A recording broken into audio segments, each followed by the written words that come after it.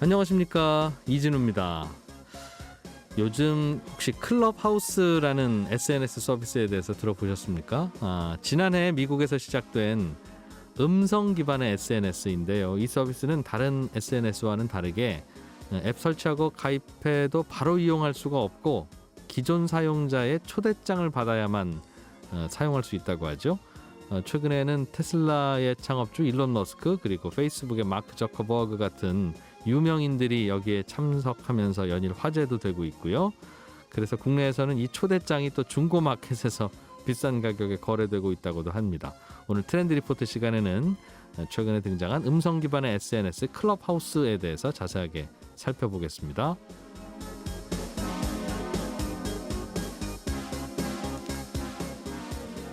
올 설 연휴에는 친한 분들 직접 만나기가 어려워서 대개는 기프티콘 이런 상품을 모바일로 주고받는 경우도 있고, 또 백화점이나 마트에서 상품을 또 배송하는 경우도 있는데, 가끔 환불 반품 혹은 불량품 이런 것과 관련한 고민이 생기죠. 이럴 경우에는 어떻게 하면 되는지 친절한 하나씩 시간에 살펴보겠습니다. 요즘 각종 투자에 대한 관심도 많아지고 있는데, 설 연휴라서 좀 색다르게 요즘 주식시장에서 새로운 투자 테마, 투자 대상이 되고 있는 우주 산업에 대해서 오늘은 또 자세하게 살펴보는 시간 가져보죠. 2월 13일 토요일 손에 잡히는 경제, 광고 듣고 바로 돌아오겠습니다.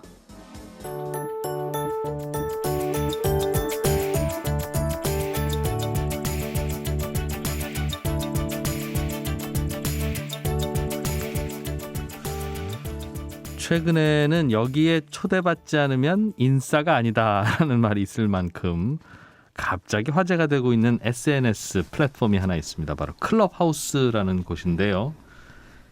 오늘 트렌드 리포트 시간에 이 클럽하우스 열풍에 대해서 이야기 좀 해보겠습니다. 어서 오세요. 네, 안녕하세요. 로그인디 조현경 대표 나오셨습니다. 네. 요즘 클럽하우스라고 하는 게 이른바 떠서 네. 클럽하우스 해봤어? 혹은 클럽하우스 초대장 있어? 이런 이야기를 자주 듣는데 네. 뭡니까? 이게 뭐 하는 겁니까? 네, 클럽하우스 하면 골프를 좋아하시는 분들은 골프를 먼저 떠올리실 텐데, 최근에는 이 클럽하우스 라는 것들에 대해서 인싸인 경우에는 이제 SNS다라는 걸 바로 들으실 수 있을 텐데요. 이 클럽하우스는 작년 4월에 미국의 소프트웨어 개발사인 알파 익스플로레이션이라고 하는 회사가 보유하고 있는 그 오디오 채팅 기반의 SNS 앱입니다. 그러니까 작년 2020년 3월에 구글 출신의 개발자와 한 사업가가 같이 개발한 애플리케이션인데요. 개발한 지 1년도 채 되지 않은 상태이고, 지금 현재 이 서비스도 베타 버전이에요. 그럼에도 불구하고 현재 기업 가치가 14억 달러로 추산이 될 정도로 전 세계적으로 주목을 받고 있는데요. 작년 그 말부터 이 클럽하우스에 대한 얘기들이 조금씩 등장하기 시작하면서 우리나라에서 급격히 퍼져나간 게 한 1, 2주 정도 됐어요. 최근에? 네. 그래서 최근에 이 클럽하우스 초대장 좀 보내줘, 이런 얘기들이 많이 있는데, 이게 초대장을 받아야 쓸 수 있는 건가 봐요? 네, 맞습니다. 이 클럽하우스는 지금 현재는 사실 초대장이 없어도 가입이 가능한데, 시작은 어쨌든 그 초대장이 있어야지만 시작하는 앱은 맞습니다. 근데 왜 지금 현재 초대장이 없어도 가입이 가능하냐? 이제 워낙 많은 분들이, 이제 주변에 있는 분들이, 한국 사람들도 이 가입된 사람들이 있다 보니까 일단 가입을 하고 나서 내 네트워크, 내 지인 중에 내 연락처나 이런 곳에 있는 분들 중에 한 분이라도 이 클럽하우스에 가입이 되어 있는 분이 있다면 그 사람한테 나를 인증해줘라고 하는 것들을 보내줘서 그 사람이 인증을 해주면 사실 초대장이랑 똑같은 역할을 하는 거거든요. 인증해준다는 건 얘 괜찮은 친구야, 회원으로 받아도 이런 건가 봐요. 네, 맞습니다. 일종의 이제 신원 보증 같은 그런 역할을 하는 거죠. 그래서 그게 없는 경우에는 처음에는 초대장이 있어야지만 들어가는 거였는데, 지금 이제 많이 퍼져서 없어도 들어갈 수는 있게. 네, 그렇습니다. 이게 이런저런 얘기들이 좀 있더군요, 정말. 일단은 앱을 아이폰용 앱만 만들었는지, 우리나라에서 더 많이 쓰이는 그 안드로이드 휴대폰에서는 지금은 못 쓰죠? 네, 맞습니다. 현재는 아까도 말씀드렸지만 베타 버전이고 예. 아이폰용으로만 나와 있어요. 알겠어요. 그래서 이게 너무 화제가 되다 보니까 클럽하우스를 하기 위해서 아이폰 중고를 사야겠다 이런 얘기가 돌 정도로 인기 SNS로 갑자기 등장하고 있는 서비스죠. 이게 설명해 주시기를 오디오 기반의 SNS라고 하는데 SNS는 뭐 우리 카페, 뭐 카카오톡, 뭐 혹은 페이스북, 뭐 인스타그램 이런 그냥 잡담하는 네. 서비스인데 오디오 버전이라는 게 무슨 뜻이에요?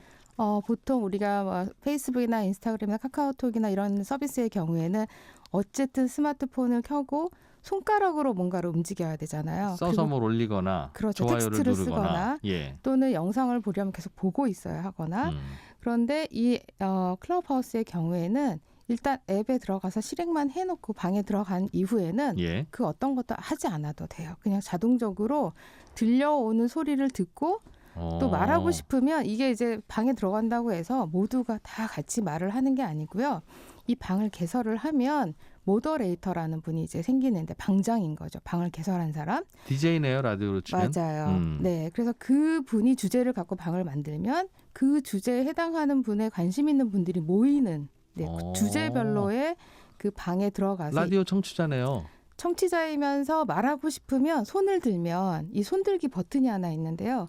그 버튼을 누르면 이 모더레이터 방장이 당신도 뭐 말씀해 보세요. 기회를 주면 그때부터 말을 할 수가 있습니다. 중간에 라디오에서 청취자 전화 연결하는 거네요. 맞아요. 네. 그래서 꼭 이 스마트폰을 뭔가 텍스트로 만지거나 예. 뭐 이거 보고 있지 않더라도 일단 앱만 실행을 해놓으면 운전하면서도 얘기할 수 있고요, 들릴 수 있고 이 스피커폰으로 계속 나오기 때문에 예. 네, 그냥 그 스마트폰에 구애받지 않으면서 이 대화에 참여를 할 수가 있는 그런 서비스입니다. 그렇군요. 그냥 사람들 대화하는 거 들으면서 나도 뭐 끼어서 한마디 하기도 하고 나오기도 하고. 네. 그리고 나면 그 방은 그 DJ가 이제 여기까지만 하겠습니다 하고 하면 딱 없어지는 거예요? 방을 없앨 수도 있고요. 네. 모더레이터만 나가고 방은 계속 유지할 수도 있어요. 이후에 나온 사람들이 계속 얘기를 하게끔 할 수도 있고요. 모인 사람들이. 네. 그래서 그 방을 만들어 놓고 없애지 않고 다른 사람들이 계속 그 주제를 통해서 왔다 갔다 하면서 이어서 얘기를 할 수가 있어요. 다만 파일을 보내거나 예. 텍스트를 보내거나 하는 기능들은 전혀 없습니다. 그냥 거기서 이야기하고 우리 서로 끝. 네, 맞아요. 그리고 그 기록이 남지도 않아요. 그러니까 그 방에 들어가게 되면 예. 그 들어간 이후부터 얘기를 듣게 되는 거죠. 그렇겠죠? 그 전에는 어떤 얘기가 오고 갔는지 모르고 라디오라니까요. 흘러가는 라디오입니다. 그 라디오를 다시 듣기는 없습니다. 그렇죠. 네. 그게 갑자기 인기인 이유는 뭡니까? 지금 모든 SNS에 대한 그 예. 스트레스나 구속을 굉장히 많이 받고 있다라는 의견들이 굉장히 많고요. 이게 뭔가 SNS의 노예가 되고 있다. 내가 쓴 글 다 남고 역사에 남고 이런 맞아요. 게 싫다. 네. 그리고 이 서비스의 가장 큰 강점은 이 클럽하우스에 앨런 머스크도 들어와 있고 마크 저커버그도 들어와 있고 또 유명 셀럽이나 CEO들이 굉장히 많이 여기 들어와 있어서 그 예. 주제에 대해서 같이 토론을 하는 방들이 화제가 되면서 내가 한 번도 방송으로만 들었던 목소리가 아니라 네. 실제 현재 실시간 채팅, 음성으로 채팅을 하면서 그 사람의 목소리를 들을 수 있고 프로필을 볼 수 있고 그 사람의 소셜 네트워킹을 확인하면서 인맥을 쌓을 수도 있거든요. 그래서 내 인맥으로는 도저히 불가능한 사람들을 이 클럽하우스에서는 같은 주제로 잘 묶이면 새로운 네트워크를 형성할 수 있는 가능성이 있기 때문에 그 네트워크라는 건 그냥 그 방에서 서로 이야기할 수 있거나 그 사람이 하는 이야기 들을 수 있다는 거. 들을 수 있고요. 그 사람의 아이콘을 클릭을 하게 되면 그 사람의 소셜 네트워크 정보들이 이런 것들이 그 사람이 공개한 범위에서 볼 수 있다. 볼 수 있습니다. 그거야 뭐 DJ의 홈페이지 찾아가면 보는 거니까. 네, 그리고 직접 그 사람한테 질문을 던질 수도 있고요. 그 질문을 받고 그 사람이 대답을 해주면 1대1 어떤 의견을 받을 수 있기 때문에 청취자 전화 연결이라니까요. 자꾸 말씀드린 이유가 네. 야, 이게 예전에 우리 라디오에서는 그런 걸 많이 했었죠. 그런데 그러다가 최근에 이제 SNS라는 게 최근에 한 10년 동안 나오면서 꼭 라디오의 그 시간에 그 자리에 앉아야 할 수 있는 건 구식이다. 네. 그러니 우리 인터넷 공간에서는 언제든지 내가 원하는 시간에 접속하면 네. 친구가 남겨놓은 글에 댓글 달 수도 있고 이게 더 맞습니다. 선진화된 우리 관계의 툴이라고 생각했는데 다시 돌아오네요. 그리고 주제가 굉장히 방대해요. 어떤 주제로 좀 이야기를 나누고 있어요? 이제 주식방이 가장 화제가 되고 있고요. 요즘엔. 네. 그리고 제가 어제 퇴근 시간에 들어갔던 방은 모든 유명 배우들이나 개그맨들이 다 들어와 있는 방이었는데요. 네. 이제 그분들이 말하는 걸 계속 들으면서 깔깔깔 웃기도 했는데 실제 그 유명인이나 배우들이 아니고요. 그분들의 목소리를 성대모사하는 그런 재주가 있는 분들이 들어와서 프로필도 일시적으로 뭐 송강호, 김혜수 이렇게 다 바꿔놓습니다. 자기의 성대모사하는 그 배우의 사진으로. 그럼 송강호 씨 목소리 흉내 잘 내는 분이 DJ예요? 거기에 이제 모더레이터 하는 분들이 있고요. 이제 그런 분들이 참여하는 대화방에 그 대화하시는 스피커로 들어와 있는데요. 네. 제가 그걸 들으면서 진짜 송강호 씨, 뭐 김혜수 씨 이런 분들이 직접 대화하는 것처럼 네, 그런 이제 수다를 떠는 그런 방도 있고요. 또 오늘 아침에 제가 오면서 들어갔던 방은 출근을 했는데 네. 출근을 하고 나서 열심히 일하는데 대신 아무 말도 안 합니다. 그러니까 이 방은 말하지도 않고 소리도 내지 않으면서 스피커를 다 꺼놓고 그냥 이 방에 들어와 있고 우리는 열심히 일하는 사람들이다라는 걸로 그냥 연결만 해놓은 방이 있더라고요. 라디오 켰는데 DJ가 아무 말도 안 아무 하고 말도 안 그냥 해요. 사각사각 음악도 나오지 소리만 않습니다. 가끔 들리고 네. 그 방을 왜 들어가요? 그냥 열심히 어떤 연대감 같은 것들을 형성을 하는 우와. 거죠. 그래서 그런 류의 방들도 있고 또 그 프리랜서 방 같은 경우에는 일자리를 구하거나 또 어떤 그 전문성에 대해서 본인의 실력이 좀 떨어지거나 잘 해결되지 않는 문제에 대해서 예. 서로 토론하거나 자문을 구하는 이런 방들도 굉장히 많고요. 그리고 마케터의 방, 저 같은 경우 이제 마케팅을 하다 보니까 마케터의 방에 들어가면 현재 이슈가 되고 있는 마케팅 기법, 그다음에 이걸 어떻게 해야 되는지, 클라이언트는 어떻게 찾아야 하는지, 뭐 소개를 받을 수 있는지 이런 네. 얘기들도 이제 오가고 있습니다. 마케팅에 대한 고민을 주고받는 라디오 프로그램. 맞아요. 이 하나 누가 개설해서 네. 잠깐 진행하다가 네. 그냥 그만둘 수도 있고. 그리고 이제 이 클럽하우스에 그 독특한 점이 하나 있는데요. 이 클럽하우스 아이콘이 지금 어떤 흑인 아티스트로 아이콘이 되어 있거든요. 근데 이 정책을 보니까 지금 현재 가장 많은 팔로워를 보유한 사람의 프로필 사진을 이 클럽하우스의 앱 아이콘으로 쓰고 있어요. 예. 그래서 지금 보마니 X라는 사람인데요. 저만 이 사람을 모르나 싶어서 검색을 해봤어요. 어떤 사람이길래 이렇게 많은 팔로워를 갖고 있을까?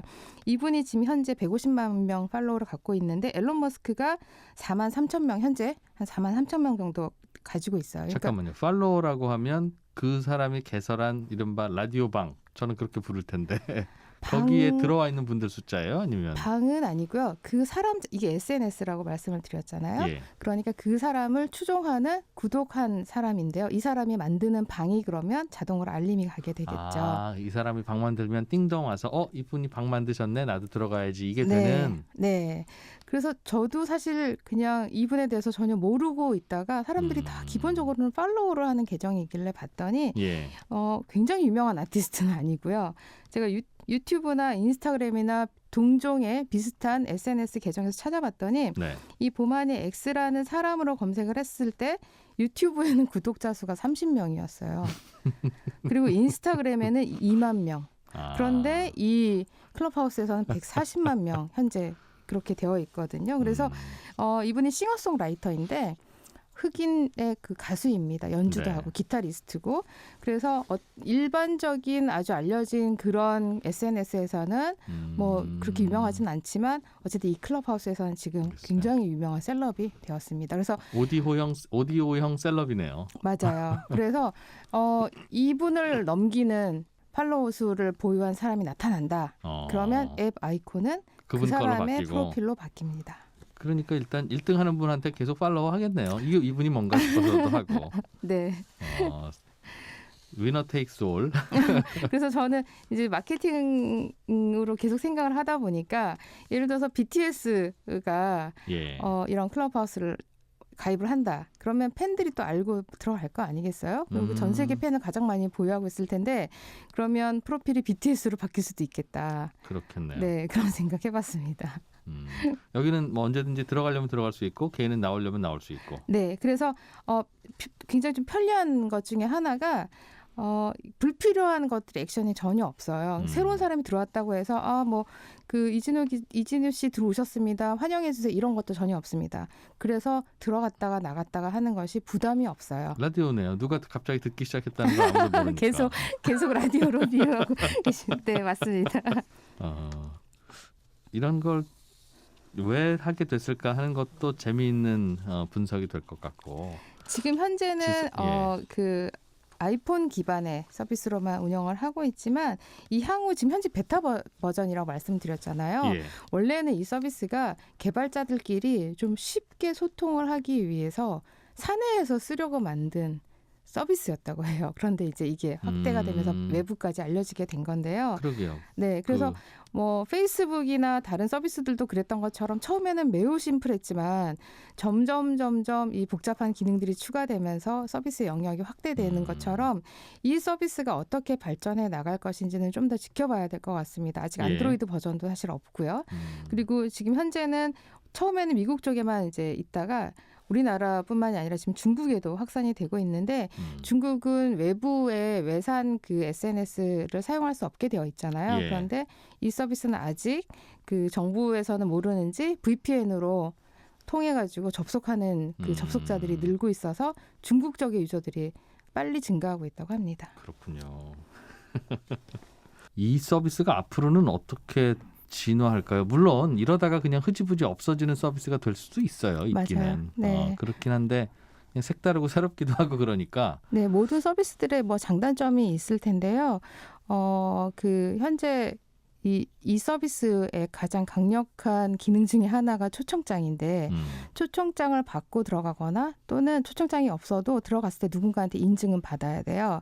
그 시스템을 해둔 이유가 들어온 가입한 사람이 혹시라도 이런 서비스를 악용을 해서 네. 어떤 문제가 됐을 때 신고를 많이 받거나 했을 때 강제 탈퇴가 나 영구 제명이 되는 경우에 그 사람을 초청해주고 인증해줬던 사람도 같이 불이익을 받게 되어 있습니다. 그래서 신원 보증 같은 거예요? 네, 그래서 처음에 이제 인바이트 그 초청장도 가입을 하게 되면 2명까지밖에 못 하게 되어 있어요. 초청을 남발할 수도 없고. 네, 남발할 수 없습니다. 그리고 누군가 나를 승인해줘라는 메시지를 보내줬을 때 네. 제가 이렇게 봤을 때 내가 아는 사람인지 네가 잘 모르는데 나한테 그냥 무작위로 인증을 해달라고 한 것인지 그걸 잘 확인하고 허락을 해줘야 되거든요. 그 이유가 혹시라도 문제가 생겼을 때 같이 처벌을 당할 수 있다라는 약간의 안전장치를 좀 만들어 놨는데요. 예. 이미 이제 이 안에서 뭐 구인, 구직 이런 모임이 생기기도 하고 예. 또 작은 그 소모임이나 컨퍼런스 같은 것들이 이제 발전되기도 하고 지금 현재는 다 무료로 진행이 되고 있지만 예. 추후에는 비즈니스 모델로 유료 모델로도 확장이 가능할 것 같고요. 그리고 이 방을 개설을 할 때 완전히 오픈해서 할 것인지 아니면 내가 팔로잉을 한 친구들끼리만 일부만 할 모일 것인지 그리고 내가 초대한 사람하고만 비공개로 할 것인지 그러면 이렇게. 어떤 특정 영역의 방을 만들어 놓고 네. 뭐 정보가 오간다든지 아니면 뭐 재미있는 방송을 한다든지 어쨌든 외부에서 돈을 낸 사람만 초청할 수 있는 경우도 그런 생기겠네요. 것도 가능하겠죠. 네. 어. 네. 그래서 아직까지는 비즈니스 모델이나 이런 것들이 보이지는 않지만 예. 뭐 확장될 가능성은 많다고 보고요. 다만 이제 이런 서비스들이 안 좋게 갈 가능성에 대해서도 그러네요. 네, 어떤 그 서비스로의 예방할 수 있는 그런 것들은 좀 필요해 보입니다. 얼굴도 노출 안 되고 목소리만 남는데 뭐 따로 녹음되거나 저장되는 것도 아니고 네, 폐쇄적으로만 운영될 수도 있으니 네. 그 안에서 무슨 일이 벌어지는지는 사실은 아무도 감시도 못하는 거라서. 그래서 그 초청장이 참 지금 굉장히 중요한 역할을 현재는 하고 있는 것 같습니다. 네. 그렇군요. 야, 물론 모든 SNS가 다 그 공간을 통해서 좋은 일도 하고 나쁜 일도 하고 하는 것이긴 한데 그렇군요. 요즘은 새롭게 이렇게 오디오를 기반으로 목소리만 주고받는 새로운 SNS가 뜨고 있다.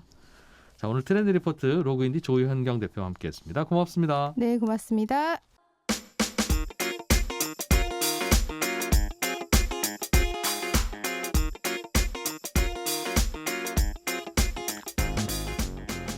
이번 명절은 코로나19 때문에 고향에 못 가는 분들이 꽤 계시죠. 그래서 모바일 상품권 그리고 모바일 쿠폰 이렇게 선물을 하는 경우도 있을 것 같고 또 택배로 선물이 오가는 것으로 또 정을 나누는 분들도 많으실 텐데 모바일 상품권은 이게 받아놓고 사용하는 것 잊어버려서 유효기간 지나는 경우도 있고 또 택배로 오가는 과일은 보내는 분들이 확인을 못하고 보내는 경우가 많아서 그래서 이거 좋지 않은 상품이 왔을 때는 반품 환불 규정 어떻게 되는지 이거 좀 궁금하지요. 친절한 하나씩 이하나 리포터가 이 문제 취재해 오셨습니다. 어서 오세요. 네, 안녕하세요. 요즘은 맞아요. 모바일 상품권 쿠폰 주고받으면서 생일 축하도 하고 뭐 하는 경우 꽤 많은데 네. 이게 유효기간이 있다 보니까 아차 그때까지 못 쓰면 이게 주신 분한테 죄송하기도 하고 또 반대로 보냈는데 잘 받았나 잘 썼나 궁금하기도 하고 맞아요. 예. 보통은 이런 모바일 상품권이나 쿠폰은 최초에 기본적으로 적용되는 유효기간이 1년이거든요. 예. 그리고 뭐 커피나 햄버거처럼 물품으로 교환할 수 있는 쿠폰 있죠. 이런 거는 3개월입니다. 그런데 이것도 이제 표준 약관이 1년으로 해라 이렇게 수정이 되기도 했습니다. 예. 다만 장기 보관이 어려운 농산물 같은 거 있죠. 이거는 유효기간이 여전히 3개월 정도로 유지가 되고 있습니다.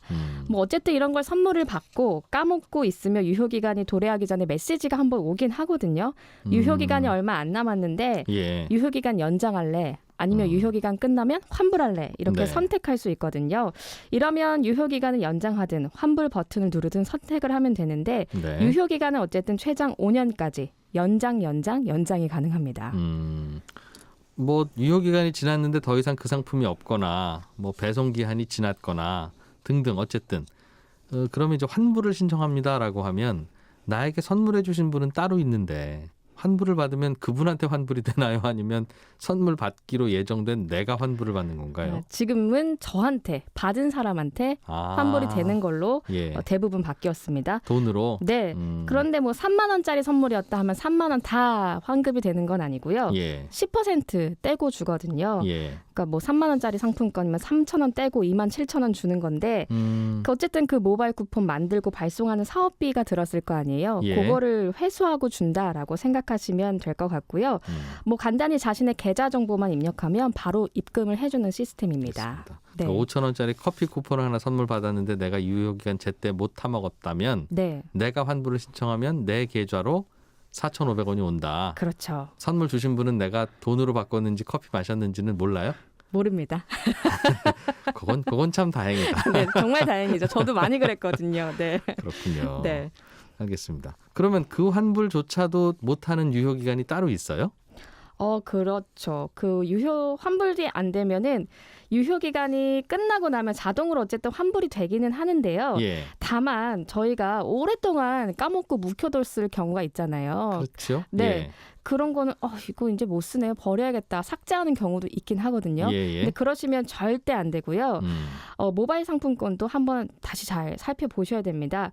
쿠폰이 본래 태어날 때 주어지는 역할대로 쓰이는 기간이 유효기간이거든요. 예. 근데 이거 기본적으로 유효기간은 발행하는 업체에서 쉽게 말하면 맘대로 정하는 거예요. 네. 하지만 법에서는 소멸시효를 따로 정해두고 있습니다. 이게 5년입니다. 그러니까 아무리 유효기간이 지났더라도 5년까지는 그 모바일 상품권 수명이 붙어 있다고 생각을 하시면 돼요. 이런저런 기한 다 지나고 나도 뭐 귀찮아서 안 보고 있더라도 어느 날 갑자기 확인하면 5년 안에는 환불받을 수 있는 겁니까? 그렇죠. 발급 일자가 5년을 지나지 않았다면 다 환불을 받으실 수 있습니다. 아까 말씀드렸듯이 10% 떼고 환불을 받을 수가 있습니다. 그럼 그 환불 기한이라고 하는 건 그냥 형식적인 것이고 네. 실제로는 5년이다 이렇게 보면 그렇죠. 되겠군요. 네. 알겠어요. 요즘에는 모바일로 오가는 선물들 중에 배송을 받아야 되는 예를 들면 뭐 화장품 세트 이거 보내주면 배송받을 주소를 입력하세요 하더군요. 맞아요. 그런데 예. 문제는 이 배송을 입력하는 기간이 또 정해져 있습니다. 그걸 잘 챙기셔야 돼요. 그래요. 이거는 바로 그 메신저 회사에서 보내주는 게 아니라 상품 네. 만드는 업체에서 보내주기도 하기 때문에 예. 정산이랑 그런 문제가 있어서 그 입력 기간 동안 꼭 입력을 해야 된다고 알고 있는데요. 예. 일단 핸드크림을 모바일로 선물 받았다고 하면 배송지를 입력하라는 메시지가 올 겁니다. 네. 대략 배송지 입력 기한이 일주일 정도로 정해져 있는데요. 짧네요. 네, 짧아요. 저도 거의 하루 전에 입력하거나 하는데 네. 이 안에 꼭 입력을 해야 선물을 받아보실 수가 있습니다. 예. 만약에 입력 기한 놓쳤다면요. 이거는 선물을 한 사람한테 환불이 되거든요. 저도 그래서 저한테 입력 안 했다는 메시지가 온 적이 있어서 네. 너무 선물이 마음에 안 드셨나? 살짝 서운해하긴 하는데. 마음 상할 수 있어요. 근데 그거는 왜 커피 쿠폰은 나한테 환불해주고 그건 왜 또 선물하신 분한테 환불을 해드려서 서로 이렇게 분란을 일으켜요? 그거는 제가 좀 더 알아봐야 되는데 어쨌든 배송 그렇더군요. 상품은 예. 꼭 챙겨서 배송지를 입력해야 음. 서로 마음이 상하지 않을 수 있습니다. 네. 모바일 쿠폰 발행하시는 분들은 그것도 그냥 받는 분이 환불을 받거나 할 수 있게 좀 도와주세요. 알겠습니다. 네. 뭐 명절 때 주고받는 실제 뭐 과일이나 수산물이나 이런 것들은 네. 대개는 이제 쇼핑몰에서 체크해서 요거 보내주세요 하면 그게 가는데 네. 사진과 받은 물건이 다를 수 있잖아요. 또 그렇죠. 상할 수 있는 물건이라. 네. 그럴 경우 이제 받은 분만 이건 좀 이상한데라는 걸 아는데 그 경우에는 어떻게 해결하면 됩니까? 뭐 결론부터 말씀드리면 요건 교환 환불 반품이 좀 어렵습니다. 전자상거래법상 받은 지 일주일 이내 청약 철회, 그러니까 반품이나 환불을 요청할 수 있는데요. 예. 과일이나 생선 같은 건 생물이잖아요. 네. 그래서 사정이 좀 다릅니다.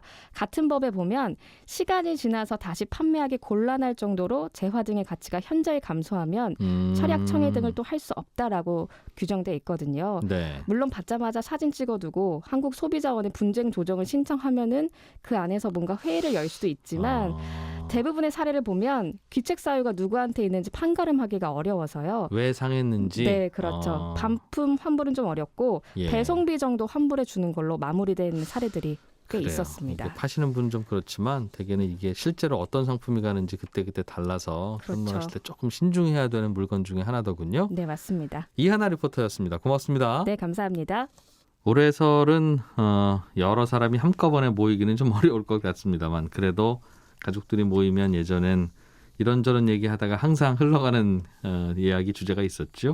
한때는 부동산 이야기가 늘 뜨거웠는데 최근에는 아마 주식시장 이야기도 이번 설 명절 연휴 동안 모인 가족들 사이에서 뜨거운 토론의 주제가 될 것 같습니다. 오늘은 그래서 이런 이야기를 좀 나눠보려고요. 법무법인 율촌의 최준영 전문위원과 함께하겠습니다. 어서 오십시오. 네, 안녕하세요. 예. 오늘은 뭐 공기업이나 공공기관 이야기는 아닌가요? 예, 특히 설 명절은 좀 쉬어야죠. 그것도 좀 쉬어야 되니까 좀 그러게요. 다른 이야기를 한번 해보려고 합니다. 보면 그 최근 주식시장에서는 이제 돈나무 언니라고 이제 불리우는 별명을 예. 가지신 분이 계시는데 혹시 알고 계신가요? 돈나무 언니요? 예, 돈나무 언니. 또 어떤 분이 무슨 아이디인가 보죠? 아닙니다. 우리나라에서만 통용되는 이제 별명인데요. 예. 미국의 이제 상장지수 펀드, 이제 ETF죠. ETF 운용회사 중에서 이제 아크 인베스트라고 되게 예. 유명한 회사가 있습니다. 2014년 이제 문을 열었는데 이곳 대표 성함이 캐시우드 대표예요. 여성분이신데. 사장님 이름이 캐시우드. 예, 캐시우드예요. 돈나무. 예, 돈나무. 그래서 이제 돈나무 언니 또는 돈나무 누나로 이제 불리고 계신데 예. 아주 수익률이 좋아요. 이분이. 예, 그리고 그 혁신적인 기업들을 발굴해가지고 과감히 투자를 한 다음에 네.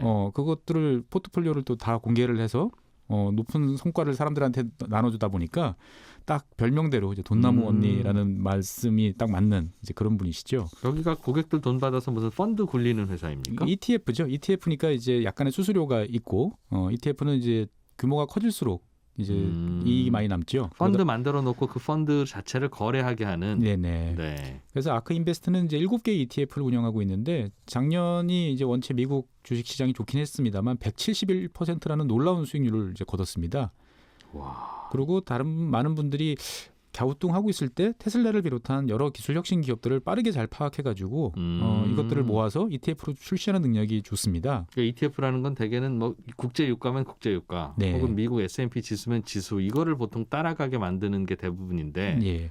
이 돈나무 언니가 만든 ETF는 돈나무 언니가 그냥 마음에 드는 종목 골라 담은 이 그렇습니다. 보따리 ETF인가 봐요. 예. 근데 이제 주로 이제 기술적 혁신 이런 예. 쪽에 초점을 맞추는 거죠. 그래서 이곳에서 이제 새롭게 뭐 무슨 상품이 나온다 그러면 많은 분들이 이제 관심을 일단 기울이고 있는데 네. 새롭게 출시할 상품이 하나 있는데 최근에 네, 앞으로 이 대상이 이제 저희 설 명절하고 조금 관련이 있는 것 같아서 한번 소개해 보려고 합니다. 오. 예. 그러니까 이분이 새로운 ETF를 만든다면 야 이번에도 좋은 거겠구나. 네, 일단은 신뢰를 한번 해보는 거죠. 근데 그 대상이 예. 상당히 좀 독특합니다. 어떤 ETF인데요? 우주에 투자하는 우주와 관련되는 기업에 투자하는 ETF죠. 그러니까 이분께서는 예. 이제 우주가 돈이 되는 시대가 이제 곧 찾아온다. 그래서 그 관련 기업을 묶어서 네. 새로운 ETF를 이제 출시하려고 하시는 거죠. 보면. 우주와 관련한 기업들 네. 뭐가 있을까요? 우주와 관련한 산업을 실제로 관련 기업들이 꽤 있어요. 꽤 있습니다. 뭐 로켓도 있고요. 그다음에 인공위성 제작하는 이제 회사들도 있고, 네. 흔히 말하는 이제 방위 사업체들도 이제 많이 이제 관련돼 있죠.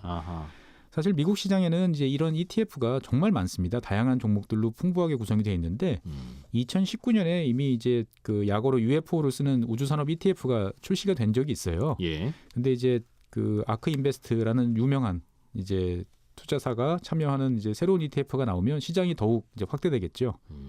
그래서 이렇게 우주 산업에 대한 관심 확대는 어떻게 보면 새로운 투자 대상을 찾는 이제 네. 그러한 노력도 있지만, 다른 한편으로 보면 이제 우주를 둘러싼 국가 간 경쟁이 이제 사람들한테 새삼스럽게 다가오고 있다라는 느낌도 있습니다.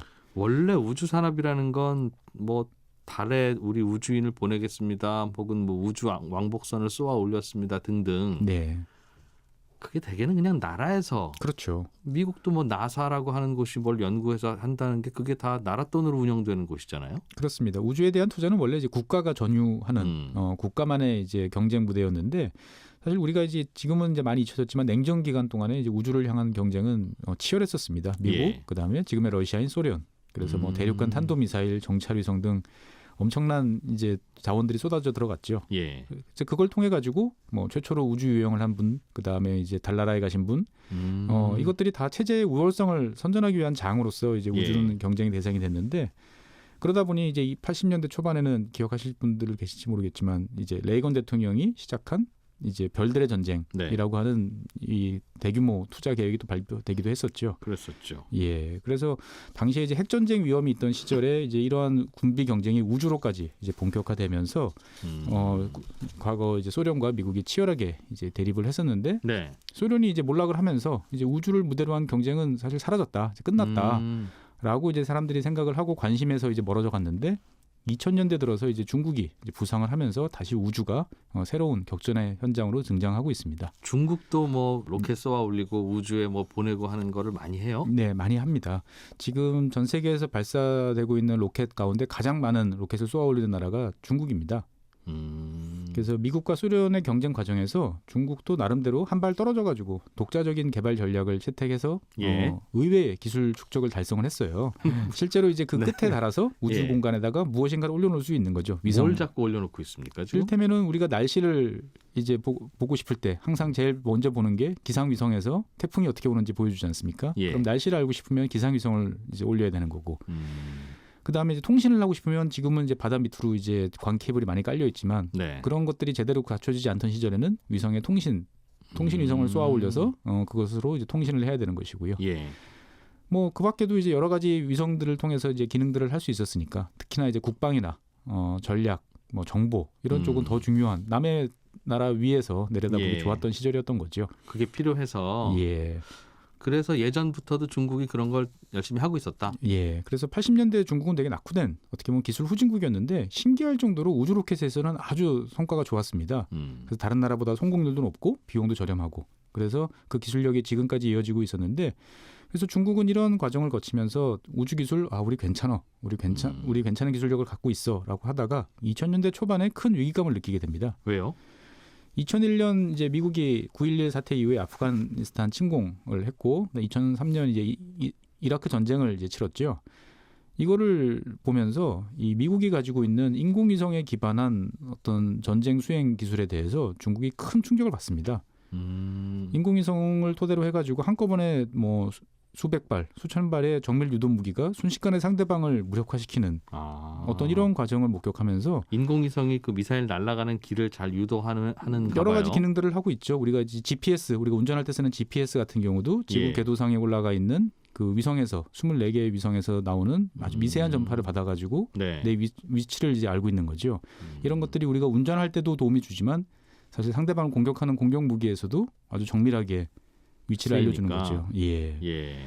그러다 보니까 중국 입장에서 봤을 때는 나름 우리도 기술력이 있어라고 했지만 미국의 위력을 이건 차원이 다르구나 생각을 하고, 이때부터 본격적인 우주 공간에 대한 투자에 나서기 시작을 합니다. 중국이 그랬으면 뭐 미국도 가만히 안 있었겠는데요. 근데 오바마 대통령 취임 이전, 특히 이제 2000년대 초반부터 한 2010년까지는 중국에 대해서 미국이 그렇게 큰 신경을 쓰지 않습니다.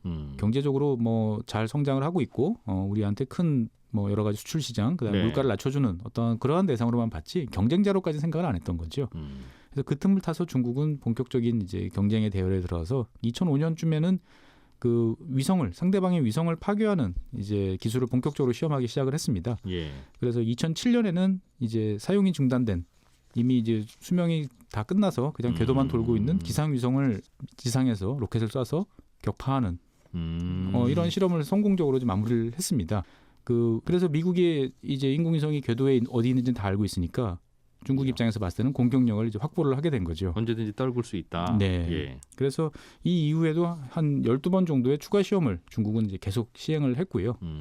그다음에 이제 이렇게 직접 충돌을 시켜가지고 파괴하는 실험을 해보니까 파편이 너무 많이 나오는 거예요. 그렇겠네요. 네, 이게 우리가 이제 SF 영화에서 보면은 종종 보지만 그런 파편들이 상당히 위협적으로 이제 다가오다 보니까 보다 효과적인 방법, 즉 상대방이 위성을 컨트롤하는 그 통제 시스템을 이제 탈취하는 해킹을 통해 가지고 이러한 이제 시도를 몇 번 했다라고 네. 또 알려져 있습니다. 예. 그래서 미국 정부가 운영하는 이제 군사위성이나 이런 데까지는 안 하고 미국 민간이 운영하는 이제 위성 운영 시스템에 대한 해킹을 여러 차례 이제 수행을 하기도 했습니다. 이렇게 되면 굳이 파괴할 필요 없이 네. 상대방께 내게 마비만 되니까 시키면 되니까. 더 좋은 거죠.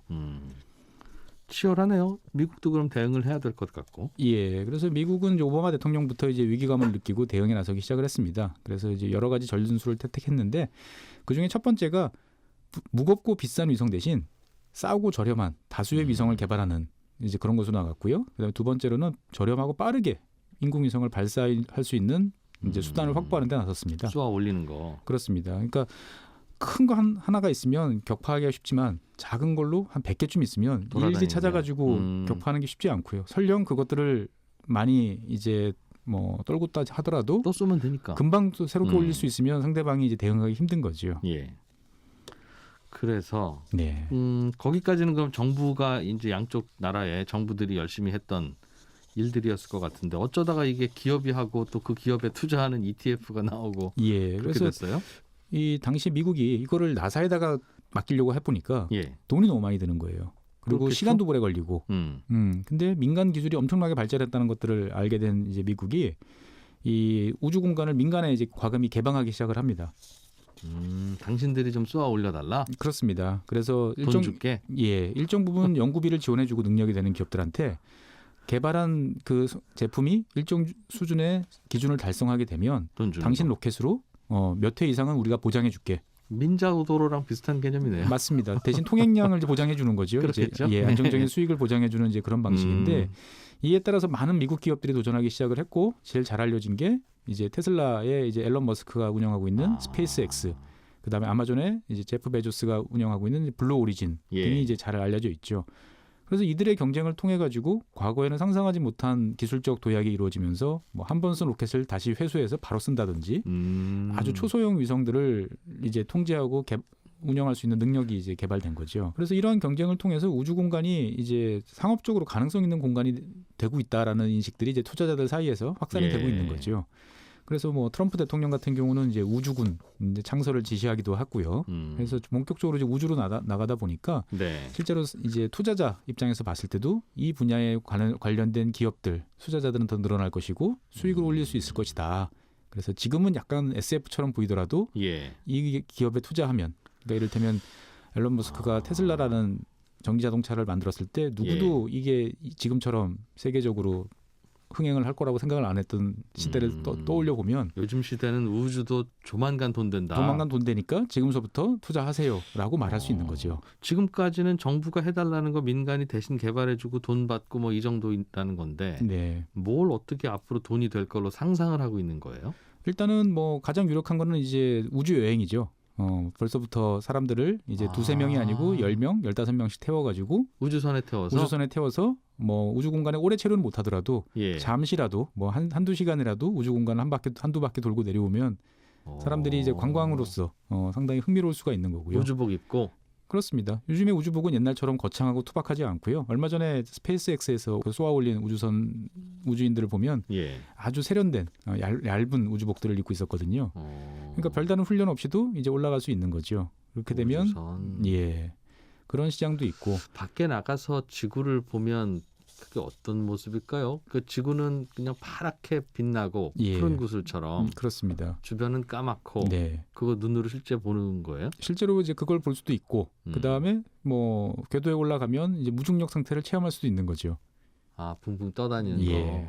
그러니까 이제 당장은 이제 그런 관광 산업이라고 할 만한 이제 예. 그런 것도 있지만 실제로 이것들이 더 발전하면 산업적으로 봤을 때도 초소형 위성들을 이제 많이 쏘아 올려 가지고 예. 정밀하게 농업이라든지 어업 이런 쪽에 이제 투자하는 정보 제공 역할을 하는 기업들도 이미 있고요. 위성이 많이 올라가면 관찰할 수 있는 것도 많아지니 대상도 많아지고 이제 저렴하게 이용할 수 있는 거죠. 그거를 정보로 가공해서 판다. 네.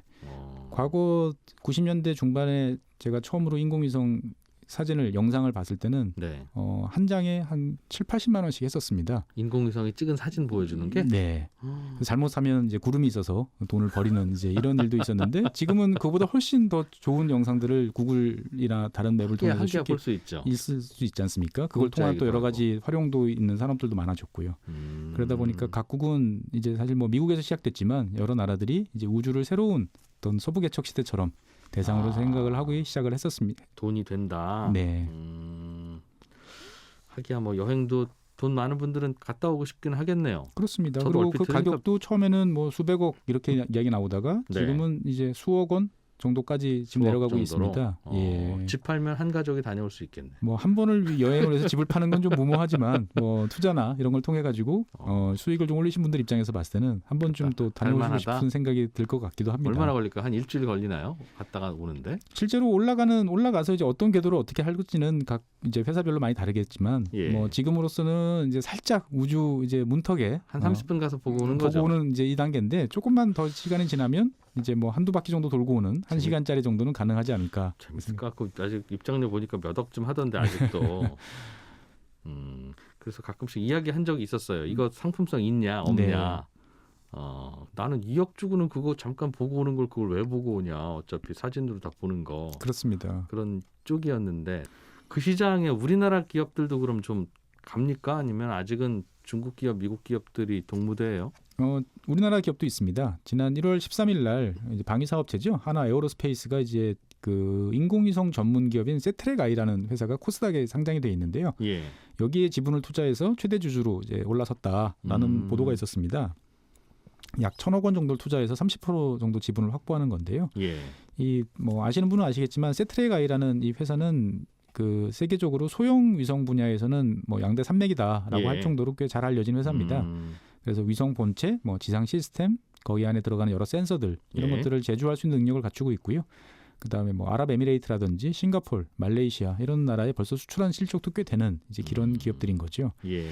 그래서 보통 이야기를 할 때 이제 위성 산업, 그 우주 궤도를 도는 위성을 만드는 그런 분야에서 우리 기술력은 어느 정도 이제 올라와 있고 경쟁력이 있는 데 비해서 위성은 만들고 발사체 같은 경우는 이제 민간 기업 참여가 이제 곤란한 상태다 보니까 아직은 이제 국가 주도로 이루어지고 있고 올해 이제 뭐 한국형 발사체 시험 발사가 이제 10월달에 이제 이루어질 예정인데 발사하는 게 더 어렵나 봐요.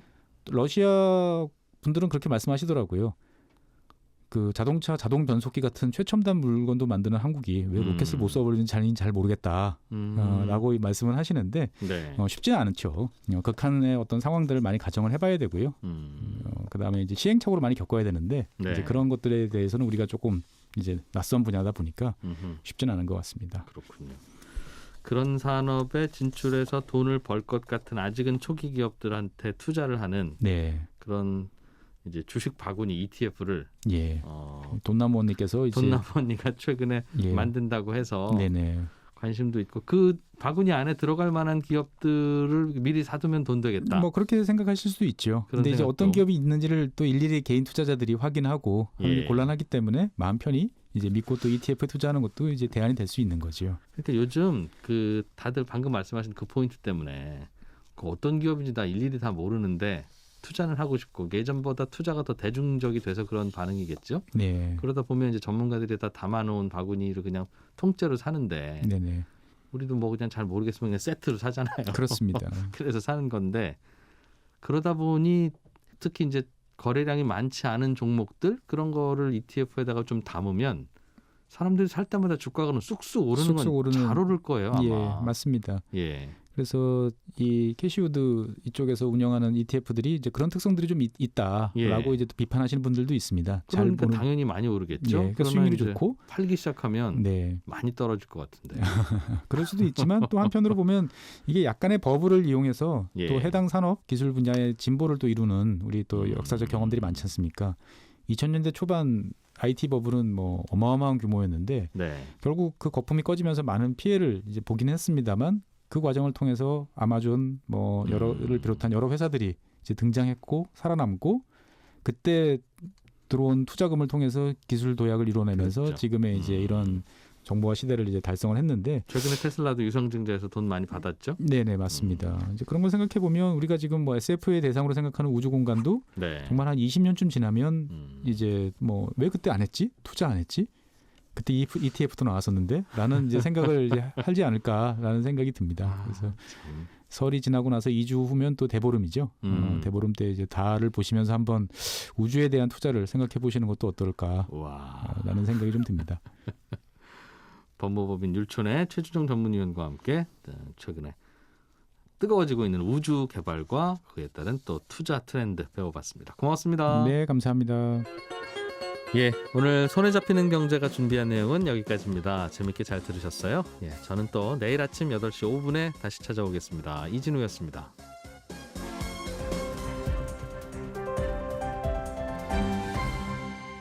경제를 생각하는 사람들의 즐거운 습관. 이진우의 손에 잡히는 경제.